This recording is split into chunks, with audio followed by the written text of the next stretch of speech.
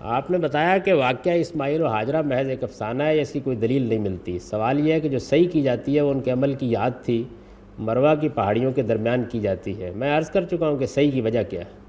یہ سیدنا ابراہیم کی گزرگاہ ہے جس سے وہ اسماعیل کو لے کر گئے ہیں اور مروہ کے پیچھے انہوں نے قربانی کی ہے۔ بائبل کے اشارات سے یہ بات بالکل واضح ہو جاتی ہے۔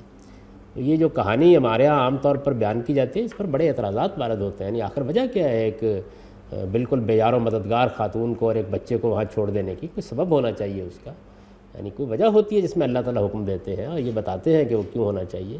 قرآن مجید کی سورہ صافات سے بالکل واضح ہے کہ انہوں نے اس وقت آباد کیا ہے اپنے گھر والوں کو وہاں جب اسماعیل کی قربانی کا واقعہ پیش آیا ہے، اور قربانی کا واقعہ کوئی 13 سال کی عمر میں پیش آیا ہے۔ یہ تو بالکل معقول بات ہے کہ اب اسماعیل بھی بڑے ہو گئے ہیں، اب اس گھر کا متولی ان کو بنانا مقصود ہے، وہ خادم ہے۔ یہ کیا واقعہ ہے؟ تو اس واقعے کی کوئی حقیقت نہیں ہے، لیکن شہرت بہت ہو گئی اس کی۔